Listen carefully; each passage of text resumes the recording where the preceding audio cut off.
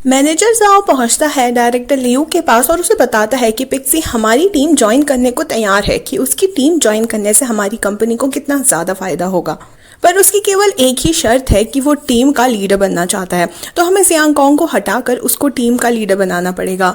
Director Liu तभी कहता है, पर हम लोगों ने गु फैंग से वादा लिया है कि वो अगर ई स्पोर्ट्स कंपनी से ज़्यादा कांटेक्ट में नहीं रखेगा तो हम जियांग कोंग को लीडर बनाएंगे। आखिर हम ये वादा कैसे भूल सकते हैं। मैनेजर जाओ बोलता है कि मैंने उसे समझाने की बहुत कोशिश की, पर पिक्सी बिल्कुल नहीं माना। अगर वो हमारी टीम में आना चाहता है तो उसकी केवल एक ही शर्त है कि उसको लीडर की पोजीशन चाहिए। वहीं दूसरी तरफ हम देखते हैं कि येन येन फिर से कियाओजिन के लिए कॉफी लाने लग गई है और उसकी गुलामी करने लग गई है। कियाओजिन तभी कहती है कि मुझे रिसेंटली पता चला है कि मेरे पहचान की किसी कंपनी को लॉन्चरी शूट पर एक मॉडल की ज़रूरत है, तो तुम वो काम क्यों नहीं करती। अब येन येन थोड़ी घबरा जाती है कि ये प्राइवेट चीज़ों का शूट है, तो वो कुछ बोल नहीं पाती। कियाओजिन तभी उसे भड़काने लगते हैं कि तुम्हारे दोस्त किस तरह के हैं, अभी तुम्हें पैसों की ज़रूरत है और देखो वो कहीं पे है ही नहीं, उनके पास खुद ही पैसे नहीं है तो तुम्हारी क्या हेल्प करेंगे। ऐसे दोस्त रियल दोस्त तो होते ही नहीं है जब मुश्किल के वक्त पे वो तुम्हारी हेल्प कर ही नहीं पा रहे हैं। और उसको बहुत ज़्यादा मैनिपुलेट कर देती है अपनी बातों से। रात को येन येन पहुंचती है क्यूइंग के घर पे और बोलती है कि मेरी लड़ाई हो गई है मेरे बॉयफ्रेंड से, तो मुझे कुछ सूझा नहीं इसलिए मैं तुम्हारे घर आ गई। क्यूइंग से बुलाती है, अच्छे से अंदर बैठाती है और कहती है कि तुम्हें भूख लग गई होगी, मैं तुम्हारे लिए नूडल्स बना देती हूँ। इतने में येन येन उसकी तरफ देखकर बोलती है क्यूइंग आई एम सॉरी, और उसके लैपटॉप पे कुछ करने लग जाती है। वो ये करते वक्त थोड़ी घबराई भी होती है। अब आता है दूसरा दिन और क्यूइंग सो रही होती है कि तभी उसको कॉल आता है यी का, और वो बताती है कि तू अभी तक का सो रही है, तूने इंटरनेट में नहीं देखा कि क्या हो रहा है। उस बेचारी को तो कुछ पता ही नहीं होता है। जब वो इंटरनेट खोल के देखती है तो पूरे के पूरे इंटरनेट पे जियांग कोंग की लड़ाई की वीडियो छा रखी होती है, जिसमें जियांग कोंग की टीम दूसरी टीम को पीट रही है बहुत बुरी तरह से। ये देख के क्यूइंग कहती है कि ये वो वीडियो है ही नहीं, ये झूठी वीडियो है। जियांग कोंग ने सिर्फ जेफरी यानी दूसरी टीम के कैप्टन का केवल कॉलर पकड़ा था, उसने उनको बिल्कुल नहीं मारा था, ये झूठी वीडियो है। पर ये उसे समझाती है कि ये वीडियो ट्रेंड कर रही है और वो भी तेरे नाम पे। सबको ये लग रहा है कि तूने इस वीडियो को अपलोड किया है, पर ऐसा कुछ भी नहीं होता। क्यूइंग को तो पता ही नहीं होता इस वीडियो के बारे में। इस वीडियो की वजह से जियांग कोंग भी लपेटे में आ जाता है। मैनेजर जाओ फिर से उसकी कमी निकालने लग जाता है कि वो कैसे रिस्पॉन्सिबल नहीं है, और बहुत सारे ऑनलाइन लोग ये कह रहे हैं कि क्यूइंग का दिल तोड़ा है जियांग कोंग ने, इसलिए क्यूइंग इससे बदला ले रही है ये वीडियो अपलोड करके। जियांग कोंग भी खुद कहता है कि वो वीडियो झूठी है क्योंकि हम लोगों ने दूसरी टीम को मारा ही नहीं था। साथ ही क्यूइंग और मेरे बीच में भी कुछ नहीं है, मैंने कोई उसके फीलिंग्स के साथ नहीं खेला है। पर मैनेजर जाओ बोलता है ऑनलाइन तो तुम्हारी वीडियो छा रखी है। डायरेक्टर लियू को भी अपनी रेपुटेशन और कंपनी की रेपुटेशन बचानी होती है, तो वो जियांग कोंग को कहते हैं कि मैं प्रेस कॉन्फ्रेंस रखता हूँ, उसमें तुम इस गलती की माफ़ी मांग लेना और साथ ही क्लियर कर देना कि तुम्हारे और क्यूइंग के बीच में कुछ नहीं चल रहा। पर जियांग कोंग इसके बिल्कुल खिलाफ होता है। उसका कहना होता है कि जब मैंने कोई गलती की ही नहीं तो मैं माफ़ी क्यों मांगूँ। वो जबकि ये बोलता है कि आप जाके क्यूइंग से बात करो और उसको साबित करने दो कि मैं बिल्कुल गुनहगार नहीं हूँ, क्योंकि उसने भी ये वीडियो लिया और उसे भी अच्छे से पता है कि ये जो मारपीट वाली वीडियो ऑनलाइन वायरल हुई है वो वैसा कुछ हुआ ही नहीं था। कोच को भी ये आइडिया सही लगता है और वो डायरेक्टर को भी इस बात के लिए मना लेते हैं। क्यूइंग का भी करियर इस चीज़ की वजह से दांव पे लग जाता है। वो जब ऑफिस पहुंचती है तो उसका डायरेक्टर भी उसे लीगल पेपर दिखाते हुए बोलता है कि ये पेपर्स उसके लॉयर से आए हैं, यानी जियांग कोंग की कंपनी के लॉयर से आए हैं और अब शायद तुम पे केस भी हो सकता है।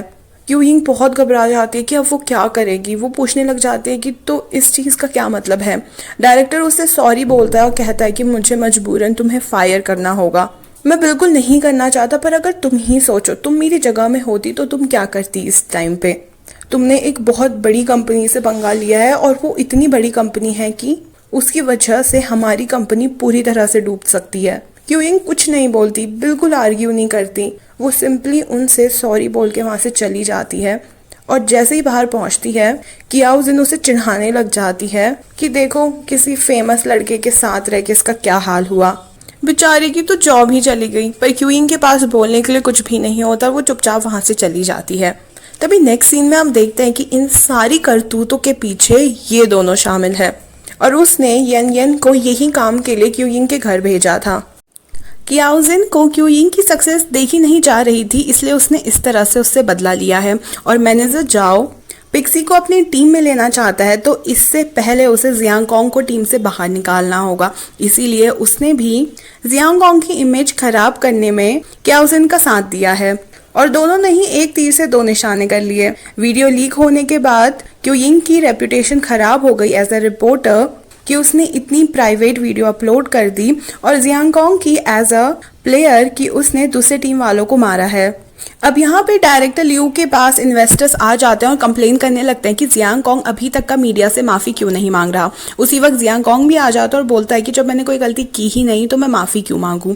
अगर ये सारी चीज़ें हमें सॉल्व करनी है तो हमें जेफरी से बात करनी होगी, यानी दूसरे टीम के कैप्टन से जिसको वो उस वीडियो में मार रहा है।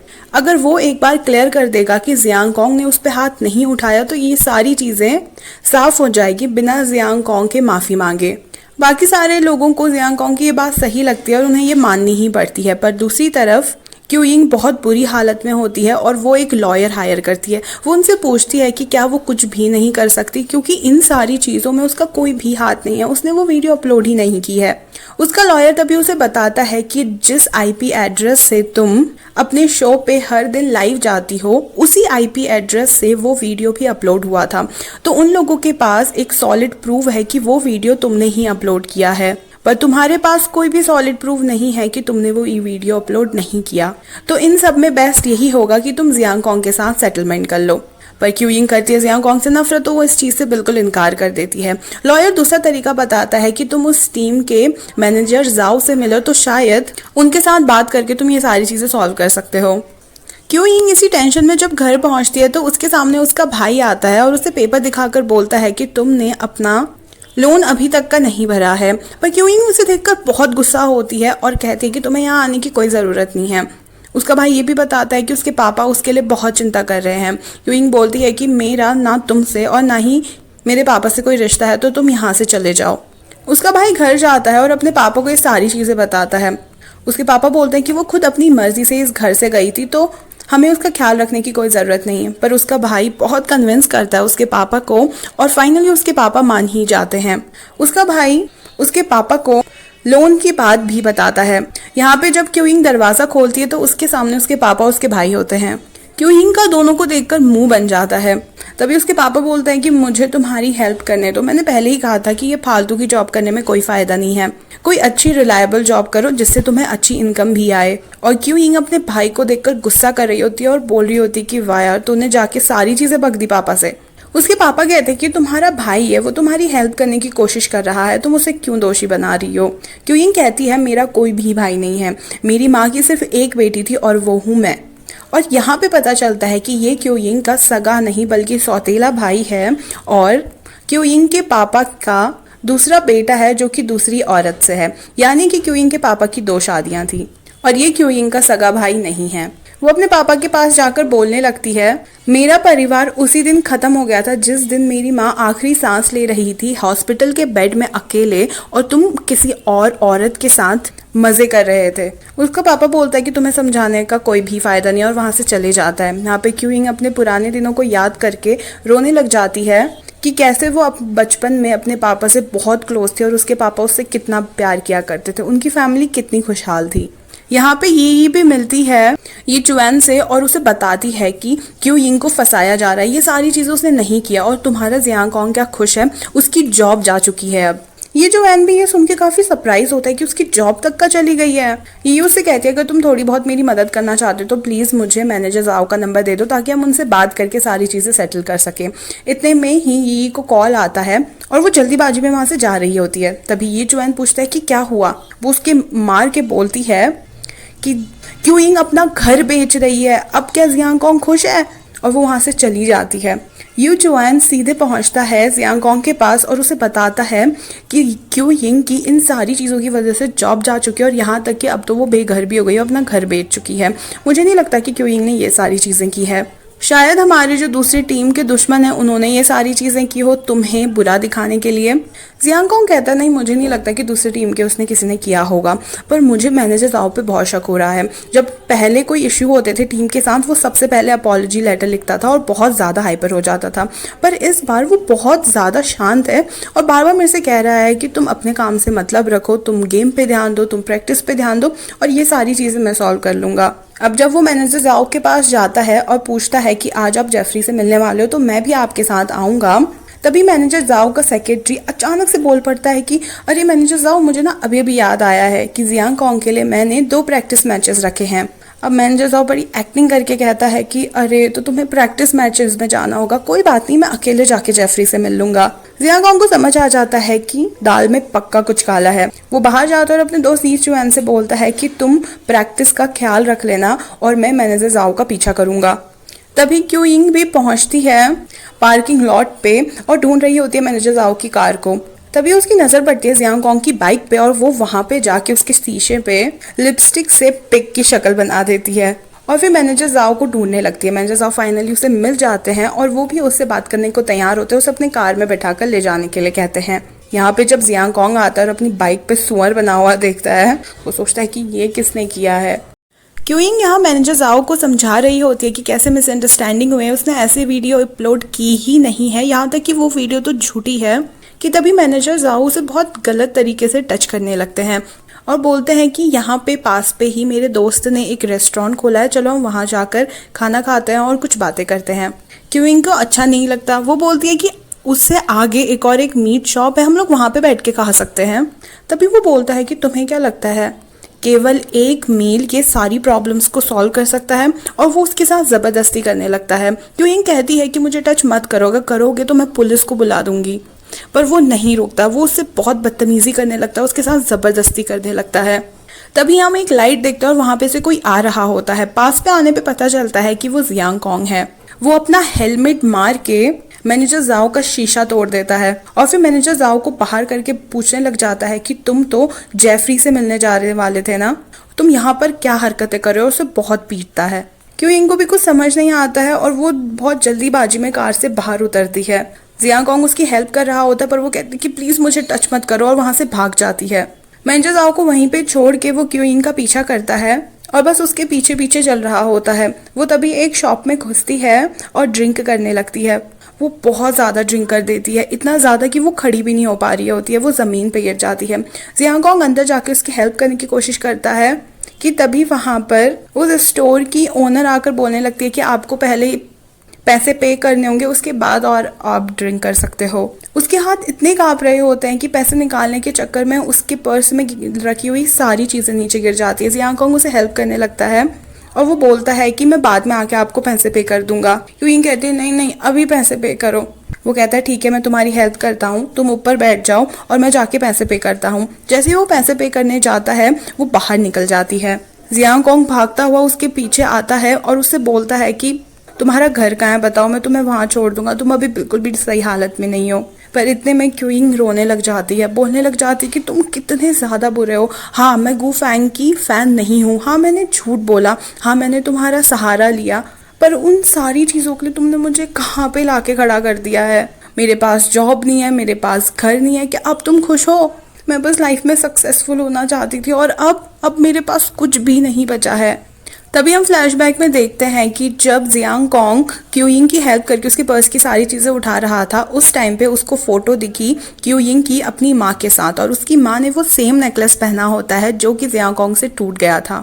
तभी उसे याद आता है कि किस तरह से क्यू यिंग उस नेकलेस को टूटा हुआ देखकर बहुत बुरी तरह से रोई थी। वो समझ जाता है कि क्यू यिंग झूठ नहीं बोली थी, ये नेकलेस उसके लिए सच में बहुत इंपॉर्टेंट है क्योंकि ये उसकी माँ का नेकलेस है।